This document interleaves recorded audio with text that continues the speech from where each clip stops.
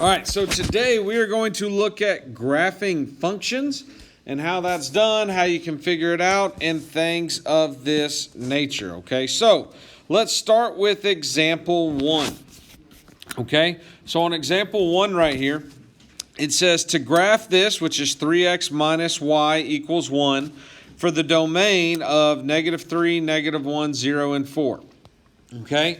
Step number 1, when you look at this, is you want to put it in slope-intercept form, okay? The reminder to you, slope-intercept form is what? Y equals mx plus b, okay? So the first thing I would suggest you do is you just come out to the side and work this out. You've got 3x minus y equals 1. You need to get y by itself.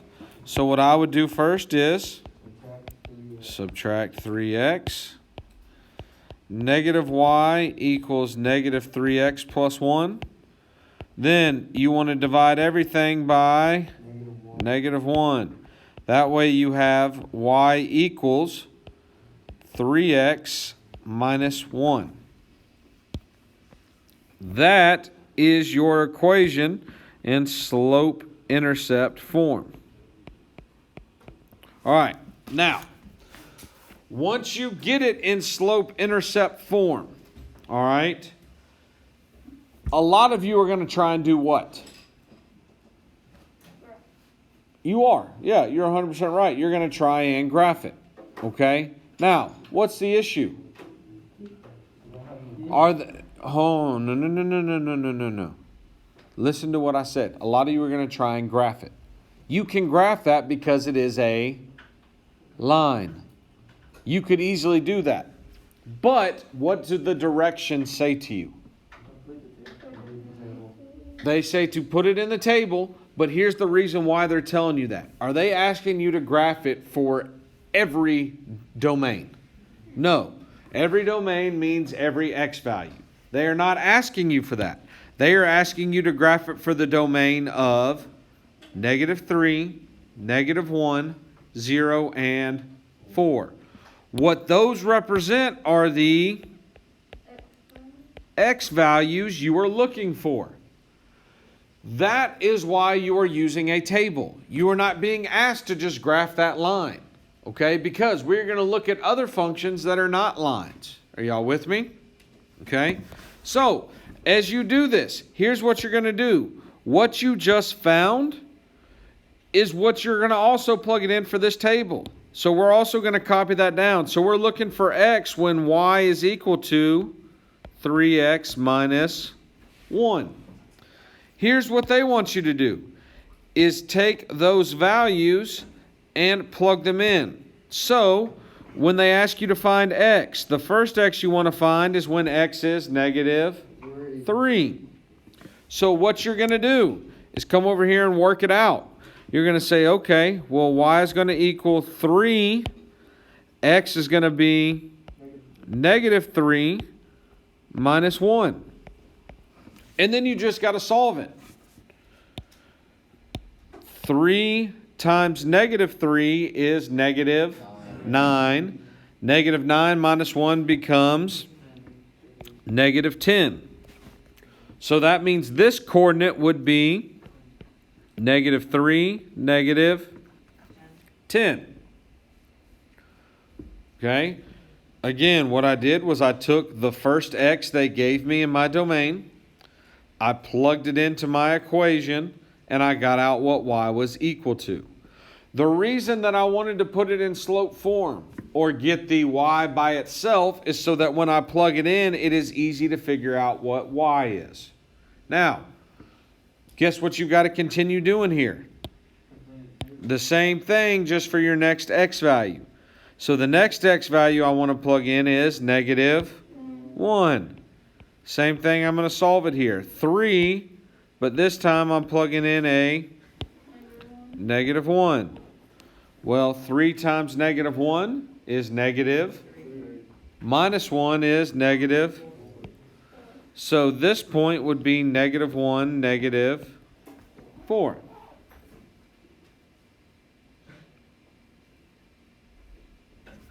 What's the next x value?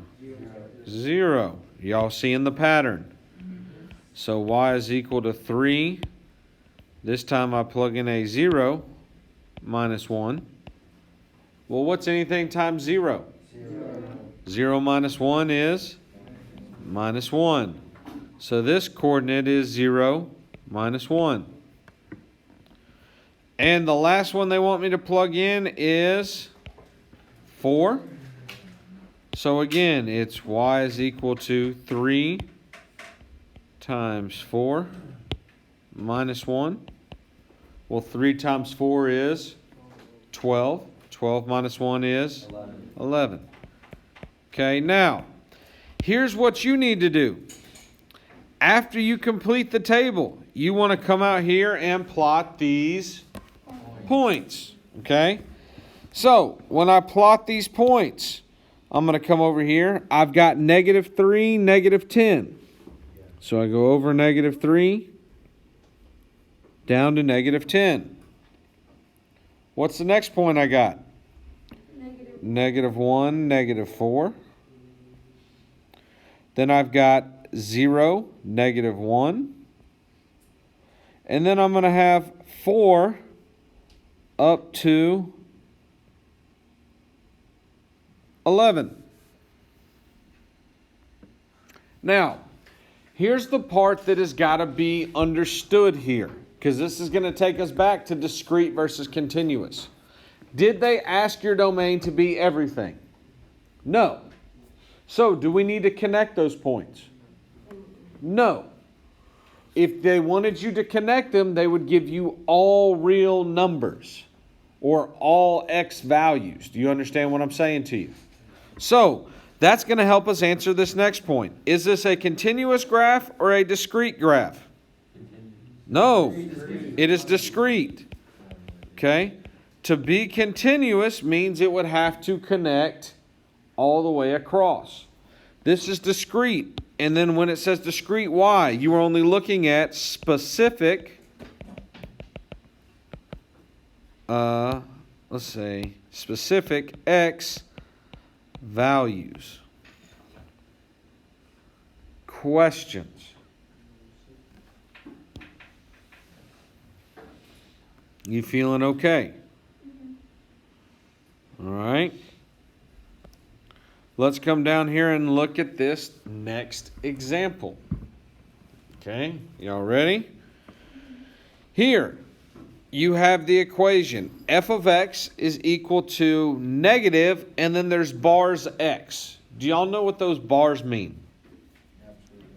Those bars mean absolute value. So it means no matter what number is in there, when it comes outside, it is positive. Okay, now, step A is to write that equation as y is equal to. Here's the fun part. We know that f of x is really just y equals. So do we have to actually change anything here? No. It's just y is equal to the negative absolute value of x. So I'm writing down the exact same thing. Are y'all with me? All right, now, looking at this next idea, okay? How many x values am I being asked to find? 5. I'm going to go ahead and fill in what those 5 are. I know I'm going to be asked to find -5. I'm going to be asked to find -3. I'm going to be asked to find 0.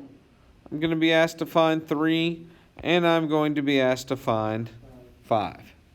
Now, can we do those on our own? Probably. I'm going to walk you through the first 2 before I give you some time to work on it. Okay? Watch what happens here. Remember, I know I'm looking for when y is equal to the negative absolute value of x. So, I want to walk you through a step to show you what's going to happen here. So, this means I want y is equal to the negative absolute value of, well, what is x here? -5. Watch how this works, because it can be considered tricky. I know I'm going to keep that negative. Do y'all agree? When I take the absolute value of -5, What is that really? Positive 5. However, what is already out there waiting on me? A negative. So really, my answer is just negative 5. The absolute value got rid of the negative inside, but there was a negative waiting for me outside. Is everybody okay with why this is still negative 5? Okay, you don't really understand. I'm going to work it out here to the side. So what I have here was negative absolute value of negative 5. Ready? When I look at the piece that is just the absolute value of negative 5, it means I just want the positive value of whatever number's inside.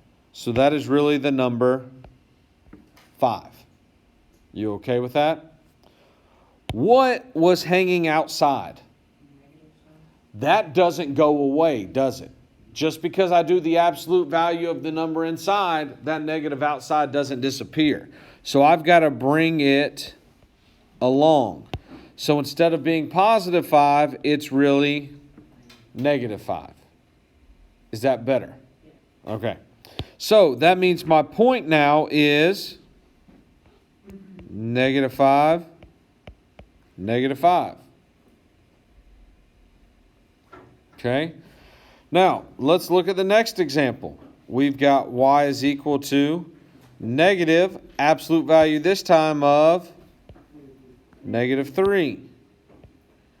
Well, we know the absolute value is going to make that a positive 3, but what was out in front? Negative. So here it is, negative 3, negative 3. All right. Now, let's continue on. You've got y is equal to negative absolute value of what this time? 0. Well, hey, absolute value of 0 is just 0. Can 0 be negative? So it's just 0. So here you get 0, 0. All right. Let's continue on. Y is equal to 3. So it's negative absolute value of 3. Well, the absolute value of 3 is still just 3. It's always going to be the positive inside your absolute value. However, we still have what hanging out in front? So it's really negative 3. So now your point would be 3, negative 3. I know I told you I was going to let y'all work this out, but I'm just going. So then you get y is equal to negative absolute value of 5. Well, absolute value of 5 is 5, but the negative out in front means it's negative 5. All right, now, can we go plot those points? Yes. They give you specific, okay, domain, so that means you just put dots. You don't connect it. So the first point we have is negative 5, negative 5. The next one we have is negative 3, negative 3. Then we have 0, 0. Then we have positive 3, negative 3. Positive 5, negative 5. That is your graph. Now, the question to you, is this continuous or discrete? Discrete. It is discrete. Why? It's only got specific x values. Okay? Specific x values. Okay? Questions. All right. There are the two examples. I'm going to go to the next page. I got one more example to work with you, and then I'm going to let y'all go kind of crazy. Okay, now, looking at this, they say to graph y is equal to x squared minus 2. Y is equal to x squared minus 2. Are there any domain restrictions given? No. How do I know that, you may ask? When I look over here to the side, there's no letter D is equal to yada, yada, yada. Since none of those are there, do I get to choose any x values I want? Yes. Here is what I recommend to you. Whenever I am doing that, typically the easiest way to do it is they're going to ask you to choose 5. What I suggest to do is you always choose 0 as your middle one, and then choose some on the left of 0 and some on the right of 0. When I say that, I'm thinking of the number line. So if I start here, I would choose 2 numbers to the left, and I would choose 2 numbers to the right. So in this case, I'm probably going to choose -1, -2, +1, and +2. That's personally what I'm probably going to do. Okay, now, they ask you to fill in the chart. Now, notice we didn't have to look at anything here because did our equation already have y by itself? Yeah, and it said that y was equal to x squared minus 2. So now all we've got to do is plug in and solve for that. So y is going to equal, well, this time it's going to be -2 for x squared minus 2. Now, I'm going to come down here to the bottom and work this out so that you can follow me. If you have a calculator, this definitely helps you.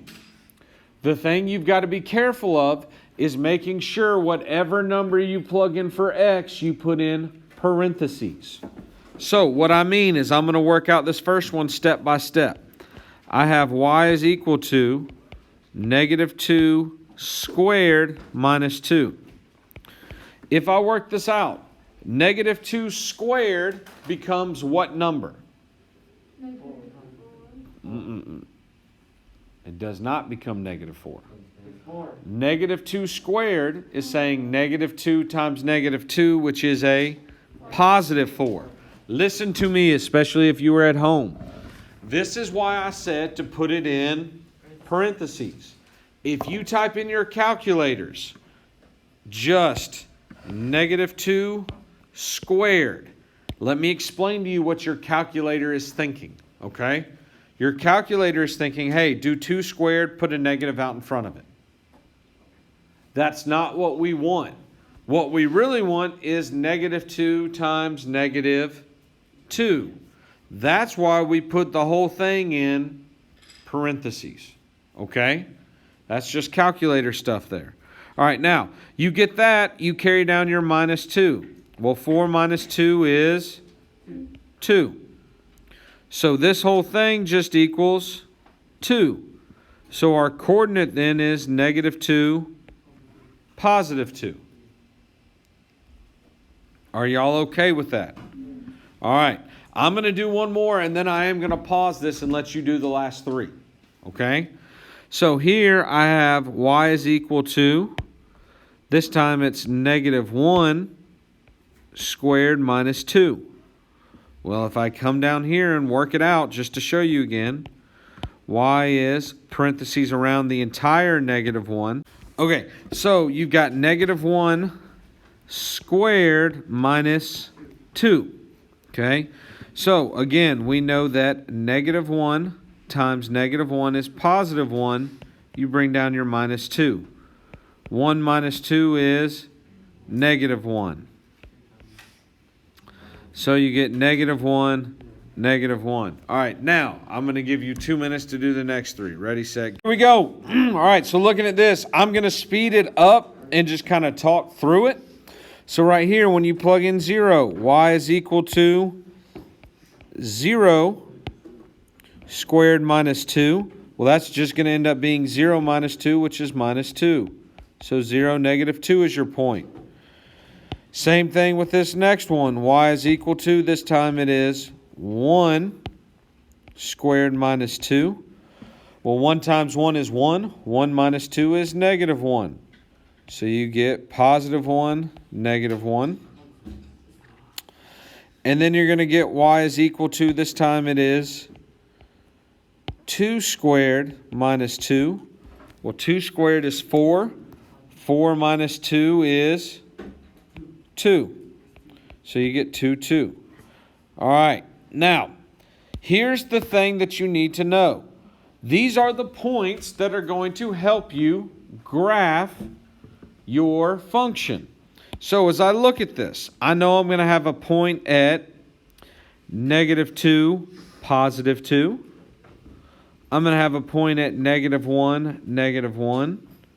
I'm going to have a point at 0, negative 2. A point at 1, negative 1. And a point at 2, 2. Now, the part that is a little bit different for you here. Did they tell you it is just those specific points? No. So what you are going to do is to connect those dots from left to right. So it would look something like this. Now, does it say that it stops at those two? No. So you can just extend it a little bit above from wherever you came from. Okay, now, here's something that you're going to learn at a later date, but I'm going to give you some hints as to how you know how this will graph. Do you see how this is a x squared? This is a parabola, okay? It will always take a U-shape like this. It'll either be both pointing up, or it'll be the opposite where they are both pointing down. But that is the shape that you would get, okay? Now, when we look at this and think about it being continuous or discrete, what would this one be? This would be continuous. Okay? Because there is no limit on x values. There is no limit as to what x value you can choose. You can choose any of them because this would continue on forever. Do y'all understand? If they don't limit it by giving you the denominator, or excuse, not the denominator, the domain, if they don't limit that, then it's going to be continuous. Are y'all with me? All right.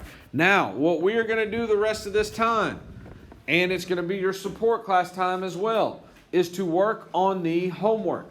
Those are examples like this for you to figure out and work through. All right.